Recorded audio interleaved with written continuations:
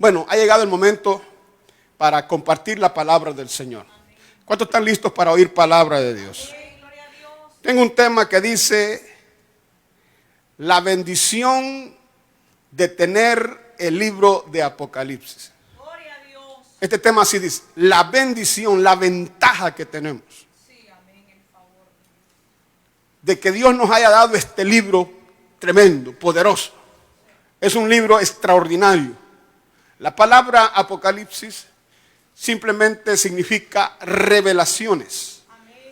Y la palabra revelaciones tiene que ver con correr el velo de las cosas que estaban ocultas, pero que Dios ha querido mostrarlas a su iglesia, anticiparlas a la iglesia. Y una de las cosas de las que yo me gozo delante del Señor ha sido que Él ha sido espléndido con su iglesia en ese sentido y no nos ha ocultado las cosas que van a suceder. Quiero que leas conmigo lo que dice el libro de Apocalipsis precisamente en el capítulo 1, el versículo 1 hasta el 3. Abre tu Biblia y léela conmigo de una forma reverente, de una forma devocional. Y ora conmigo, lee conmigo la palabra de Dios en el libro de Apocalipsis capítulo 1, versículo 1 al 3. Dice la Biblia que es la palabra de Dios. Apocalipsis 1:1. La revelación de Jesucristo que Dios le dio para manifestar a sus siervos las cosas que deben suceder pronto. Y la declaró enviándola por medio de su ángel a su siervo Juan, que ha dado testimonio de las visiones, que ha dado testimonio de la palabra de Dios y del testimonio de Jesucristo y de todas las cosas que ha visto. Lee conmigo el 3. Bienaventurado el que lee y los que oyen la palabra de esta profecía y guardan las cosas en ella escritas, porque el tiempo está cerca. Padre, gracias por esta palabra en el nombre de Jesús. Recibe la gloria, Señor, por tu palabra. Háblanos al corazón. Envía una palabra que sea luz a nuestros pensamientos y a nuestros corazones. En el nombre de Jesús. Muchas gracias, Señor. En Cristo Jesús oramos. Amén y amén. Damos gloria al poderoso nombre de Jesús esta tarde. Iglesia amada, tenemos una gran bendición. Tenemos una gran ventaja como iglesia de contar con este libro sagrado que se llama la Biblia, en el cual Dios por su gracia, por su misericordia, decidió finalizar la escritura de este libro a través de esta parte que se conoce como el Apocalipsis. Es cierto, no te lo voy a negar, es un libro de carácter controversial, no te lo voy a negar, es un libro de difícil interpretación, dado que está lleno de muchos símbolos, de mucha simbología, de muchas figuras. Su aspecto numérico no es tan fácil de descifrar. La parte numérica, los símbolos, todas las figuras que representa, que están escritas en él, muchas claves que a veces nos ponen, así como lo oyen, nos hacen topar la mente.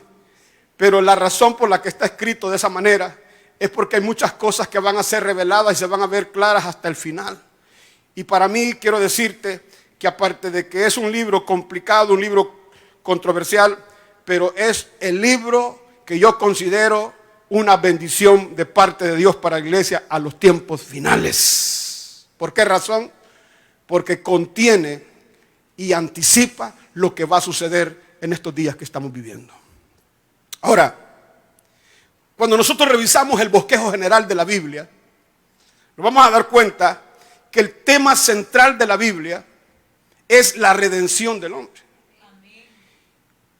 Y a diferencia de los primeros 11 capítulos del Génesis, a partir del capítulo 12 del Génesis en adelante, habla de la preparación del Redentor, ya que los primeros 11 capítulos solo hablan de la creación. Pero a partir del capítulo 12 de Génesis, todo en el Antiguo Testamento nos habla de la preparación del Redentor.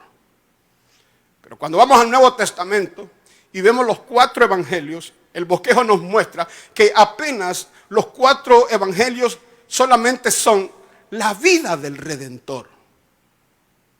Su vida, pasión y muerte.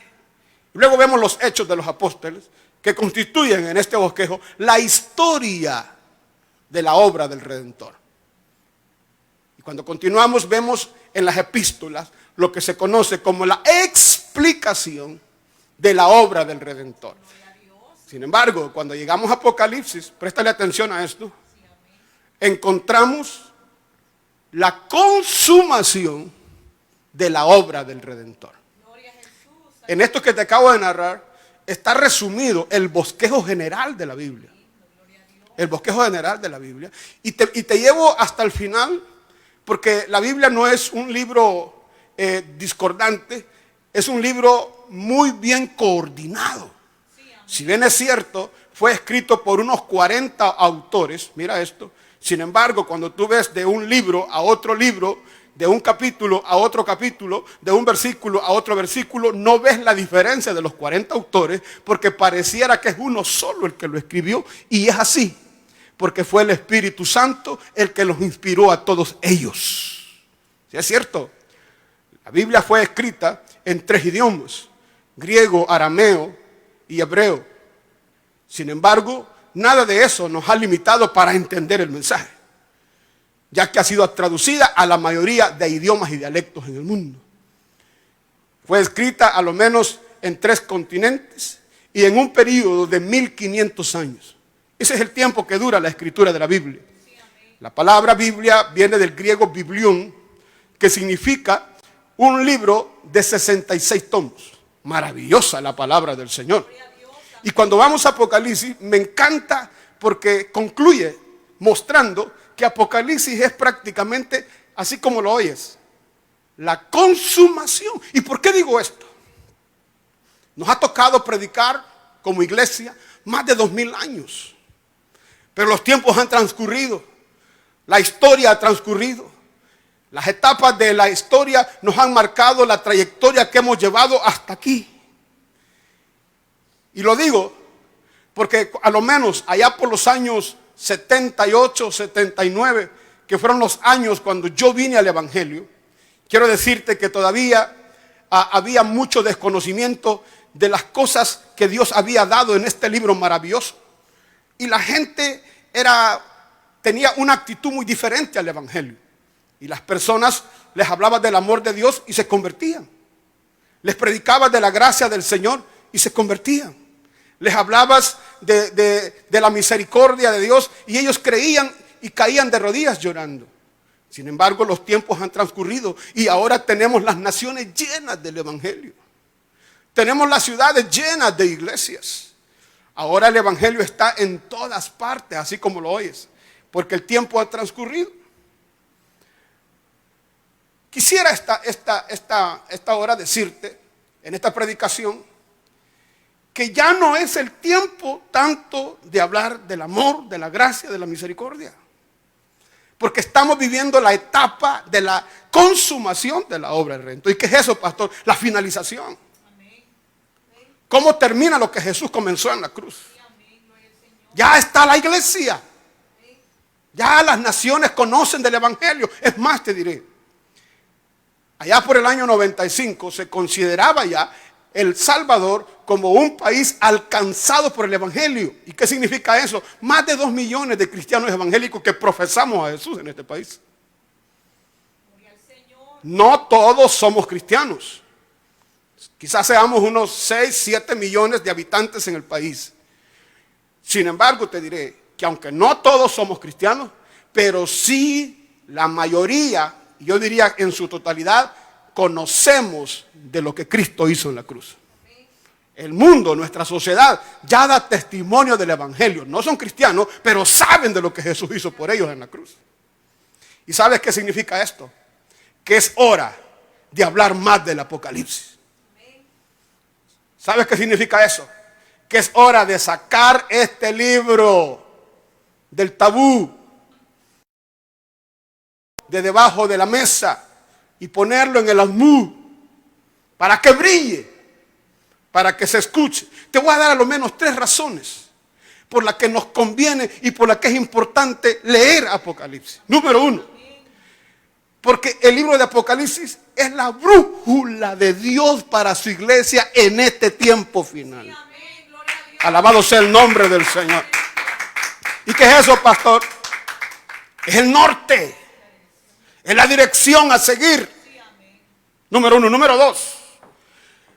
Porque el Apocalipsis es la revelación de nuestro Señor Jesucristo dada a su iglesia. Mira esto que te voy a mencionar. Quizás te resulte controversial, pero a diferencia del resto de los libros de la Biblia, Apocalipsis es el único libro revelado. La Biblia dice que toda la escritura es inspirada por Dios. Pero cuando hablamos de Apocalipsis, no. Apocalipsis fue revelado directamente por el Señor Jesucristo a su siervo Juan para darlo a conocer a sus siervos, los profetas, y a su iglesia. Por eso nos conviene leer Apocalipsis. Por eso nos conviene interesarnos en este libro.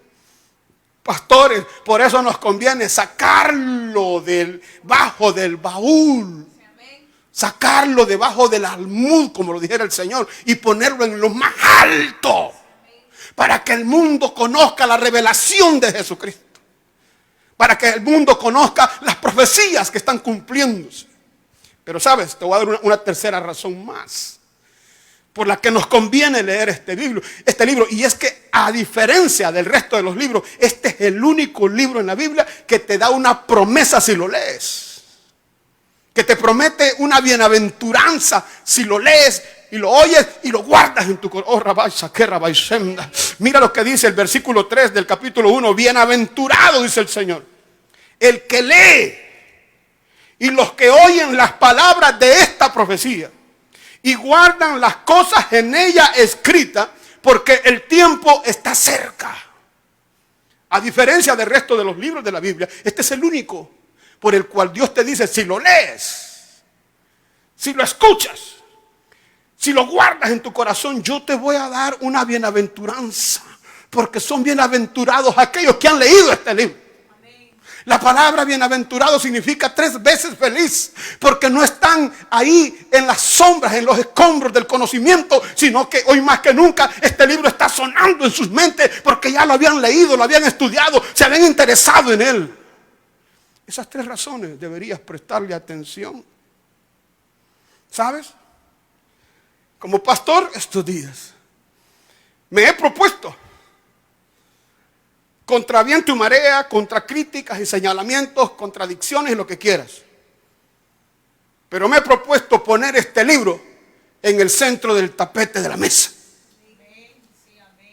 No importa lo que digan los críticos, los escépticos, los enemigos de este libro, los que han ocultado este libro, los que han relegado, no me importa.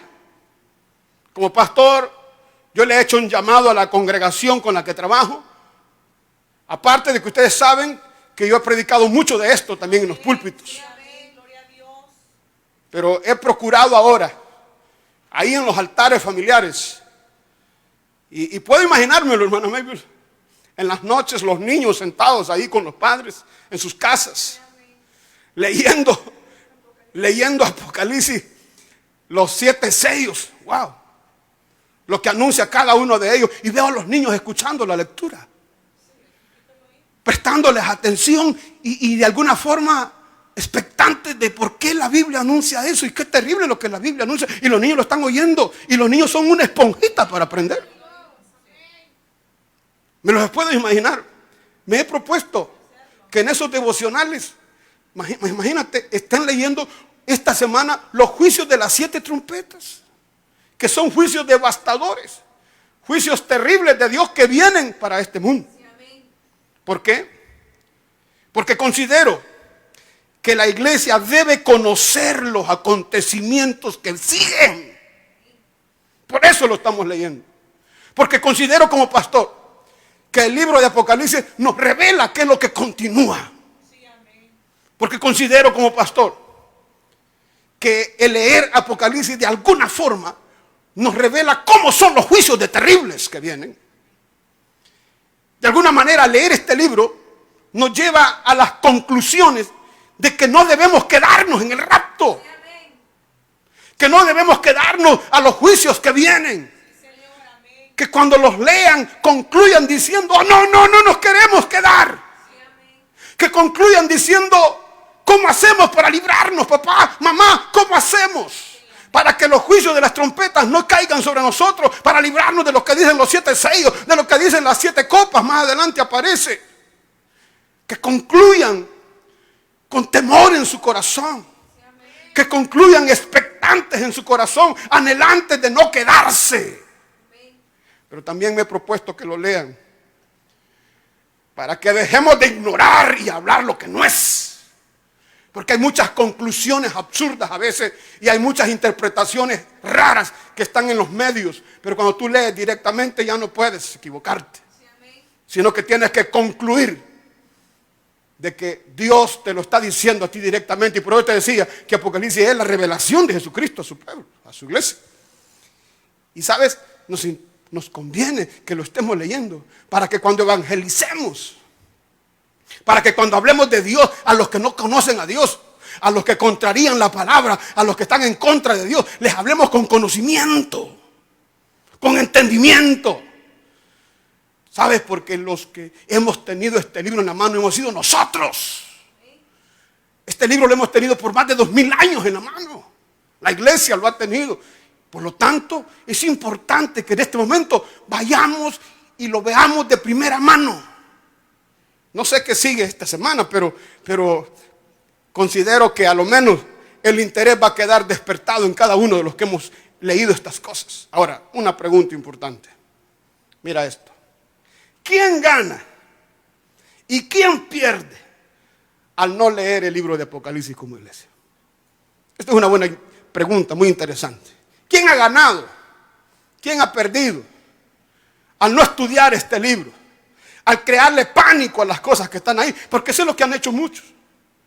Crearle miedo, terror, así lo han considerado. Un libro de terror, de miedo, de expectación. ¿Quién ha ganado al haber escondido este libro? ¿Quién ha ganado al haber ocultado esta revelación? ¿Quién ha ganado al no haber hablado esta temática desde los púlpitos? Y óyeme, ¿quién ha perdido? La lógica nos lo dice. Satanás es el que ha ganado. El diablo es el que ha ganado. Porque él siempre ha jugado con nuestra ignorancia. Porque al diablo siempre le ha convenido nuestro desconocimiento. Él es el que se ha crecido con sus mentiras y sus doctrinas erróneas. Él es el que se ha crecido con sus ministros mentirosos que los ha puesto a divagar la iglesia en este tiempo. Ellos son los que han ganado. Pero ¿quién ha perdido? Esa es la parte triste de esto. ¿Quién es el que no lo ha logrado y ahora estamos divagando y viendo hacia arriba como sin saber lo que está pasando? Obvio, es la iglesia del Señor.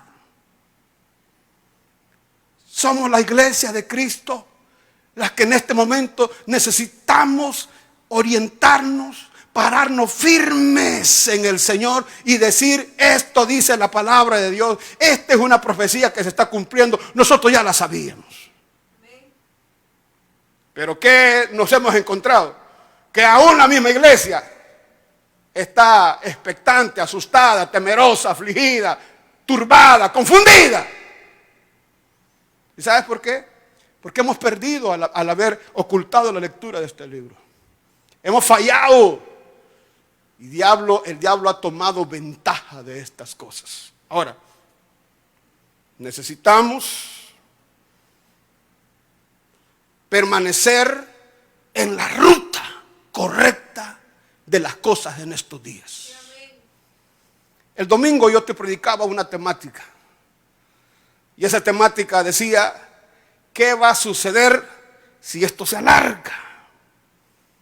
Y yo sigo manteniendo caliente el tema todavía. ¿Por qué razón? Porque es lo que se vislumbra. Es lo que se vislumbra. Escúchame esto. Algunos personeros en nuestro país no les ha gustado la forma en que el presidente se anticipó a la crisis.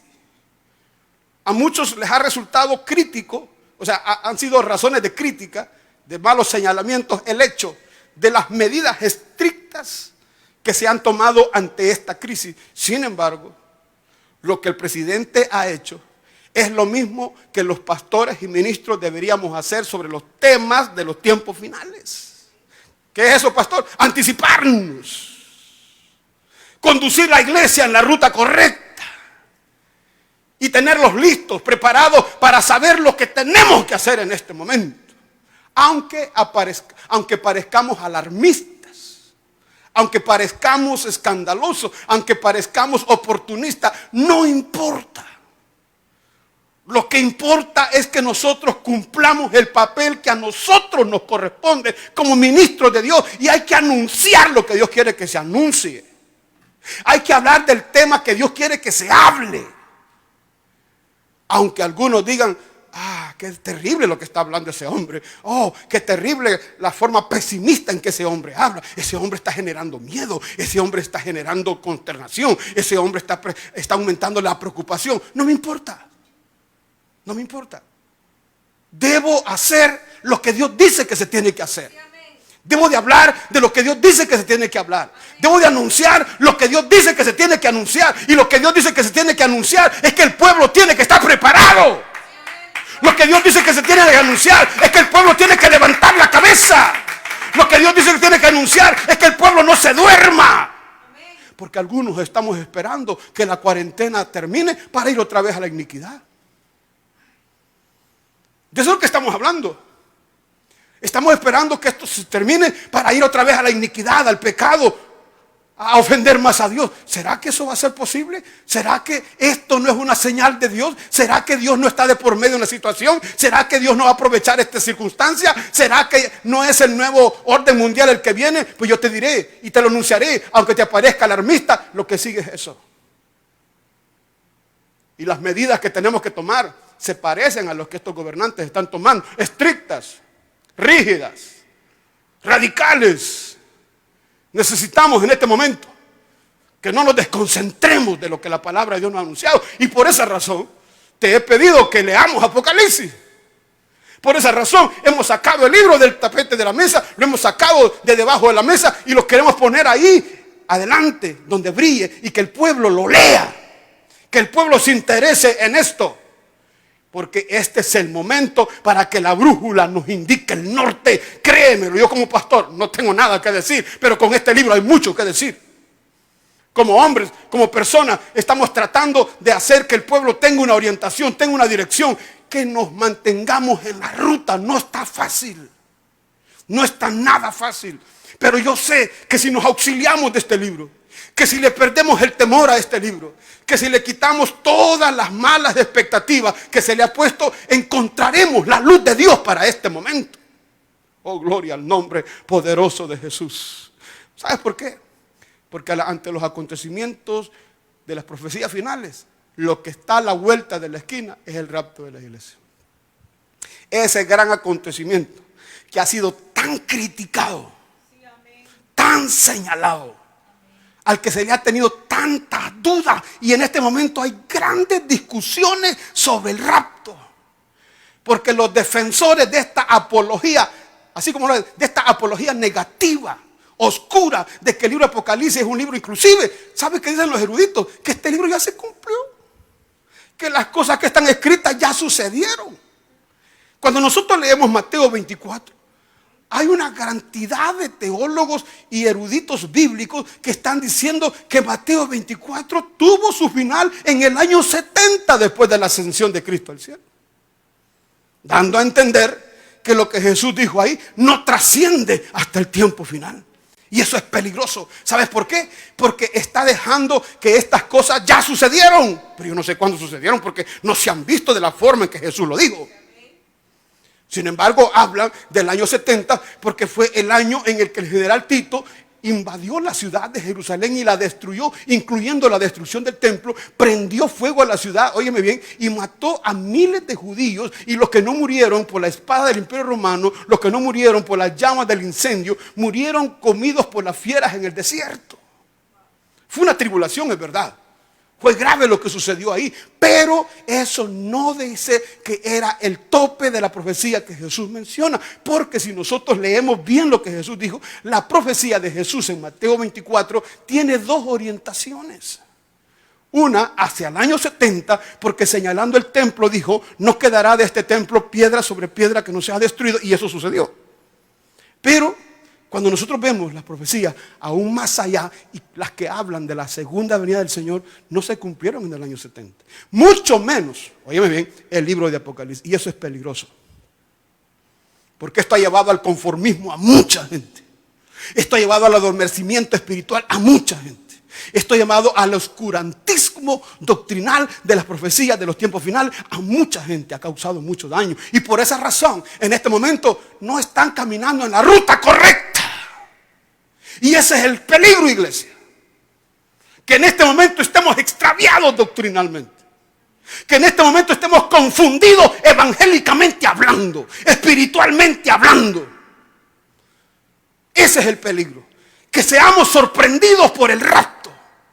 Como dijo Jesús, que aquel día los sorprenda como ladrón. O sea, desprevenidos. ¿Sabes? Necesito, iglesia amada, que oremos a Dios.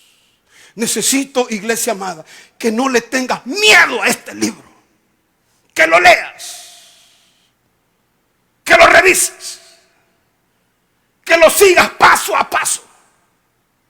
Si se determina la lectura en un momento, vuélvelo a leer. Y te digo porque es mi experiencia. Para que sepas lo que sucede capítulo a capítulo, episodio a episodio. Y vas a concluir. Y te vas a dar cuenta que las cosas, la mayoría de cosas que Jesús reveló ahí son para el tiempo final y son para el juicio que viene sobre este mundo. Y ojalá que nosotros entendamos lo que le corresponde al mundo y lo que le corresponde a la iglesia del Señor. Porque lo que le corresponde a la iglesia del Señor no son los juicios que vienen. Según las promesas de Dios, lo que le corresponde a su iglesia es ser arrebatada, es ser tomada, es ser llevada, es ser librada. Dale gloria, alaba el nombre del Señor. Pero sé que no ha sido fácil mantener la temática de las profecías finales. No ha sido fácil plantarse en los púlpitos y aún en las campañas evangelísticas a hablar de los 7 sellos. A hablar de las 7 copas, a hablar de las 7 trompetas, a hablar del anticristo, a hablar del sello de la bestia. No ha sido fácil porque los creyentes se implantan así con cara de wow, quiere asustarnos. No es asustarlo, es que la luz de la palabra de Dios te revele cuál es la ruta en la que hay que estar sintonizados en este momento. ¿Sabes? Esto que voy a mencionar es controversial y es complicado. Pero lo voy a mencionar en el nombre del Señor. No me lo puedo callar. Porque hay un grupo de iglesias. Hay una cantidad de ministerios que sacaron este libro de los púlpitos. E hicieron que los creyentes le dieran la espalda a este libro. Y que se interesaran y se embelezaran en asuntos que los hizo amar más este mundo. Que los hizo, así como lo oye, tomar el pecado livianamente. La ausencia de leer este libro, de tomar en cuenta lo que dice este libro, de hablarlo con frecuencia, hizo que el pueblo de Dios perdiera el temor santo por las cosas de Dios. Y te lo dije.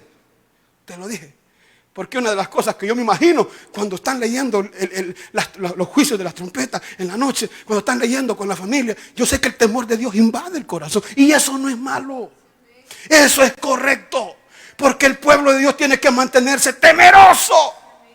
Con un corazón redarguido. Con un corazón constrito delante de Dios. Tal como lo mantenía el justo Lot, dice Pedro, allá en las ciudades de Sodoma y Gomorra.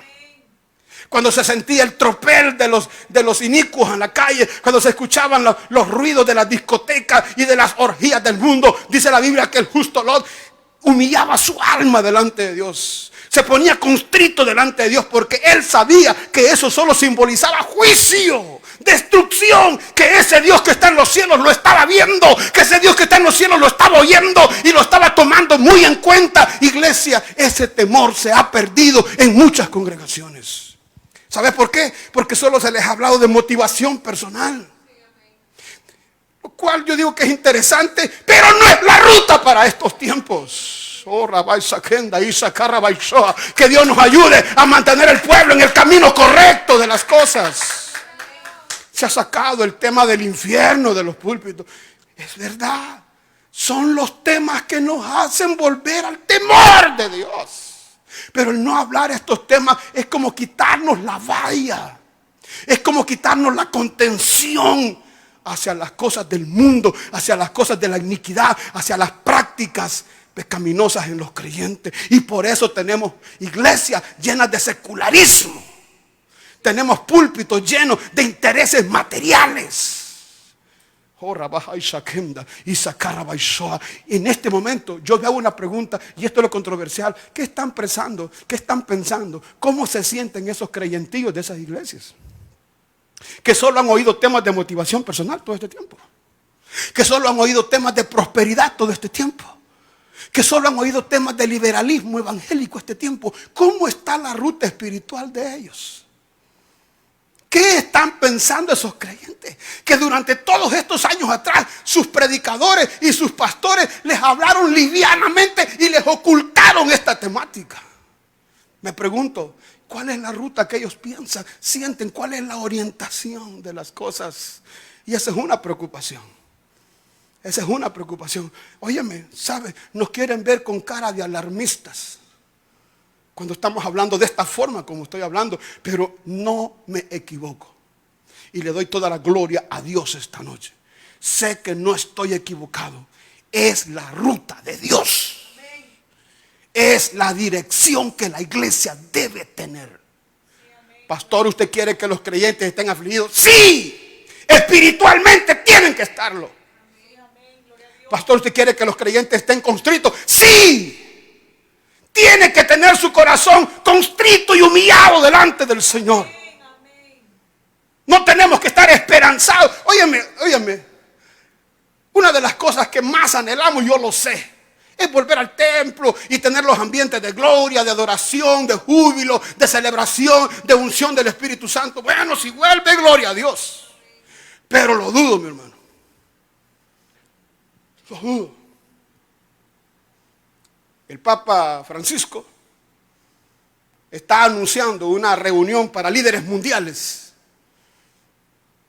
el 14 de mayo de este año, donde está hablando de un nuevo orden, donde está hablando de educar la nueva generación, de orientar a las multitudes hacia los cambios que vienen. Y está planeada. Cualquiera podría decir que por lo que está pasando en Italia, de que está sucediendo, sobre todo, que ha sido uno de los países más golpeados, debieron quizás personas como él haber postergado esas cosas o eliminado. No, él está firme en su decisión. Porque ellos saben por qué están pasando las cosas y qué se pretende. ¿Y por qué lo menciono? Porque yo sé que muchos creyentes en este momento están esperanzados de que va a volver a ser todo igual. Dios quiera que sí, lo anhelo también. Y me gustaría que volvamos a la iglesia y ver a los hermanos en los parqueos. Y es más, te anticipo lo que vamos a hacer. Si vuelve la ocasión de reunirnos, el primer culto va a ser un culto de acción de gracias a Dios. Por supuesto. Pero eso solo Dios lo sabe. Porque ante el panorama que se pinta, ante la crisis que se ve a nuestro alrededor, que es la realidad, que no podemos tapar el sol con un dedo, quiero decirte, hermano querido, que en mi opinión se aproxima a lo que Pablo dijo. Primera de Corintios capítulo 4, verso 14 en adelante. Él dijo respecto a la venida del Señor, dijo, y nuestra reunión con Él, dijo, hermanos, dijo, dejen de estarse turbando. Porque os decimos esto, dijo Pablo, en palabras del Señor. que Él vuelve nuevamente por su iglesia. Y que ese acontecimiento está a punto de suceder. Que los muertos en Cristo van a resucitar primero. Luego los que vivamos. Y mira, iglesia, esto me encanta porque fíjate que me ha tocado ser cristiano y estar en los caminos del Señor por más de 40 años ya en su misericordia. Y nunca pensé que nosotros seríamos esta generación.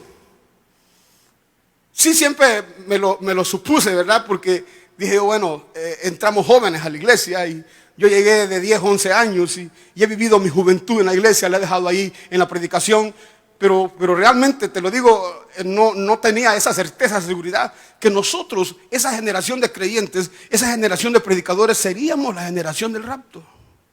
Y aún, hermana Mabel, parado aquí se lo digo. Me cuesta, pero esta circunstancia nos ha agarrado en buena forma. Nos ha agarrado vivos, nos ha agarrado fuertes, nos ha agarrado activos. Y yo sí presiento, hermano, que no vamos a ver muerte.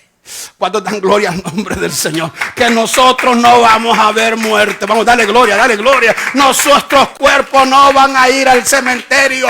Nosotros somos esos que Pablo dice, los que vivamos, los que hayamos quedado hasta la venida del Señor.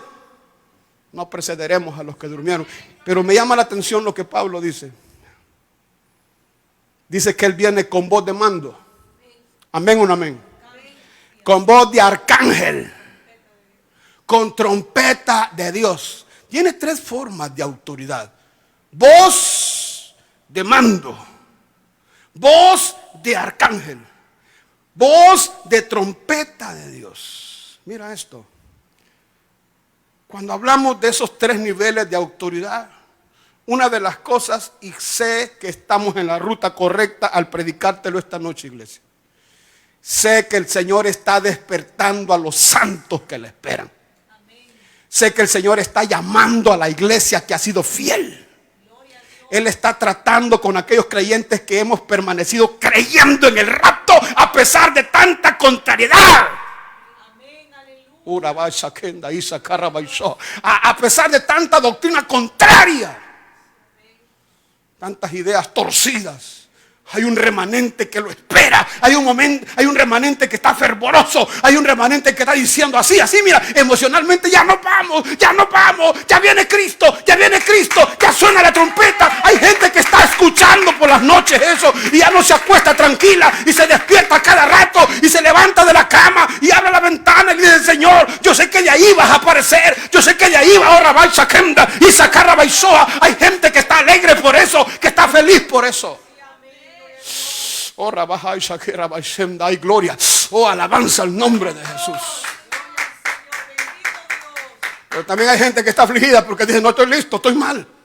No estoy preparado, me siento frío espiritualmente. Fíjate que los romanos, cuando llamaban a los ejércitos a la guerra, usaban 3 trompetazos. La primera trompeta que sonaba, el pueblo estaba educado así, el ejército estaba educado así. La primera trompeta que sonaba era para levantar el campamento y tomar todos los implementos con los que se irían. Primera trompeta. Cuando escuchaban la segunda trompeta, ellos sabían que era para estar ya ordenados en fila como ejército, ya listos para marchar. Pero cuando sonaba la última trompeta, esa última trompeta, que era la tercera trompeta, sonaba para marchar y avanzar hacia la ruta que tenían como ejército, para marchar, para irse, que era la trompeta final. Vamos, iglesia, préstame atención. Y no me escuches esto en tus oídos físicos. No me escuches esto con tu cabeza, escúchamelo con el corazón. Es más, te diré, escúchamelo con el alma. Oh, gloria al nombre del Señor. Y como dice Apocalipsis, que tiene oídos, oiga. El que tiene oídos, oiga. Pero yo siento que esta crisis que se ha generado apenas es la primera trompeta. Perdóname que sea especulativo. Perdóname que sea aseverativo. Diga lo que quiera, no me avergüenzo. Voy a ser alarmista si quieres. Voy a provocar tu crítica si quieres, pero no me importa. Voy a anunciarte lo que Dios quiere que se anuncie. Porque no es hora de estar atenidos. No es hora de estar esperando cosas de las cuales Dios dice que no van a suceder. Bendito sea el nombre poderoso. Oh, alaba. Dale gloria al nombre del Señor. Esta cuarentena y este coronavirus, este COVID-19 y esta mortandad que hay en las naciones, se está hablando ya, oye, me ven, de casi 100,000 muertos. Escúchame. Para mí, solo es la primera trompeta. Para que te levantes del sueño carnal que has tenido. Para que despiertes del materialismo sosegado que te alejó de tu vida de oración y ayuno. Que te impidió hacer la obra de Dios. Que te puso sordo a la palabra de Dios. Que te puso altivo para Dios y que no le adorabas con fuerza ni le alababas con fuerza en los cultos. Ibas a dormirte a los cultos. Pues mira, esta trompeta te dice: sacúdete el sueño. Sacúdete el materialismo, sacúdete los afanes de esta vida, sacúdete los deseos del mundo, los deseos del pecado y levántate. Alaba a Dios como dice la palabra. Levántate de los muertos y te alumbrará Cristo. Y sacar solo es el primer anuncio, iglesia. Y sacar solo es el primer anuncio para que te sacudas el polvo de esa sordera que has tenido al llamado de Dios, de esa pesadumbre espiritual, de ese acomodo espiritual, de ese letargo espiritual. Soñolientos en los cultos, aburridos en los cultos, decaídos en los cultos, platicadores en los cultos, chambrosos en los cultos. Vaya pues. Ya sonó el anuncio. Para que estos días que hemos tenido encerraditos aquí, mire, meditemos, reflexionemos, deje la iniquidad, deje el vicio, saque la pornografía, saque el pleito, deje el amante, deje la carnalidad, deje la mediocridad. Vuélvase a Dios. Arrepiéntase. Pídale perdón al Señor. Reconcíliate con Dios. Que quizás todavía sea tiempo. Porque Dios es bueno. Porque Dios es misericordioso. Porque son tiempos, y con esto concluyo, son tiempos apocalípticos. Son tiempos de profecías finales. Son tiempos de cumplimientos verídicos, palpables, inequívocos de las profecías de Apocalipsis, Señor. Vamos, sigan leyendo ese libro, muchachos. Sigan chequeándolo. No le tengan miedo, porque es la brújula de Dios. Y escúchame, iglesia, mantengámonos en la ruta. Mantengámonos en la línea. Mantengámonos caminando en lo que el Espíritu Santo nos va a mostrar estos días. Yo no sé tú, pero yo estoy esperando revelación del cielo. Yo estoy esperando palabras del cielo.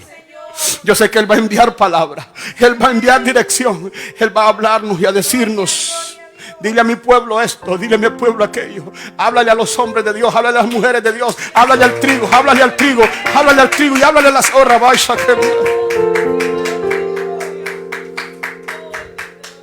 ¿Sabes cuántos pastores todavía nos criticaron, nos señalaron, se mofaron y nos vieron como gente ridícula por predicar estos temas? Pero agradezco a Dios que no dejé de hacerlo. Y hay muchos creyentes que me han llamado y me han dicho: pastor, gracias, porque usted nos habló a tiempo y aún en esta crisis no lo voy a desaprovechar. También te llamaré, también te invitaré a que reflexiones. Cuánto agradezco a Dios el haber creído. Cuánto agradezco a Dios el no haber escondido esta palabra. Vamos, si quieres aceptar a Jesús en tu corazón, si quieres hoy reconciliarte con Dios, ¿por qué no oras conmigo ahí donde te encuentras? Vamos, dile: Jesús de Nazaret, te abro mi corazón y te recibo hoy como el Señor y Salvador de mi vida. Díselo. Díselo, díselo. Perdona todos mis pecados. Te pido perdón, Señor. Salva mi alma. Díselo, salva mi alma. Lávame mis culpas de mis maldades. En el nombre de Jesús, límpiame con la sangre de Jesús. Escribe mi nombre, vamos una vez más, dilo. Escribe mi nombre en el libro de la vida y séllame con tu Espíritu Santo. Padre, oramos por esas personas que están ahí, aceptando a Jesús, reconciliándose con Dios, tomando esta gran decisión. Yo los pongo en tus manos y los bendigo y declaro por fe, Señor, que ellos vienen a tiempo todavía. Dales la oportunidad. Levanta al caído, Señor. Levanta al caído, fortalece al débil, Señor. Mira esos jóvenes que están llorando ahí en la sala de su casa, arrepentidos, pidiendo perdón. Dales una oportunidad, Padre. Vamos, Señor, ministra a tu iglesia. Vamos, iglesia amada. Damos toda la gloria a Dios. Dale gloria a Dios, dale gloria a Dios. Alaba el nombre poderoso de Jesús. Mi deseo es que nos mantengamos fervientes en espíritu. Mi deseo es que no decaigas espiritualmente. Mi deseo que si esta noche suena la final trompeta, todos volemos para estar con Jesucristo. Vamos, iglesia. Jehová te bendiga y te guarde. Haga Dios resplandecer su rostro sobre ti. Tenga Dios de ti misericordia y te dé paz. Muchas gracias, Padre. Recibe la gloria. Recibe la alabanza, Señor. En el nombre de Jesús oramos. Amén y amén. Dios te bendiga, iglesia. Espero que esta palabra siga sonando en tu corazón y que el Espíritu Santo te hable esta noche. Un abrazo a todos. Un abrazo en Cristo Jesús. Dios me los bendiga. Amén y amén.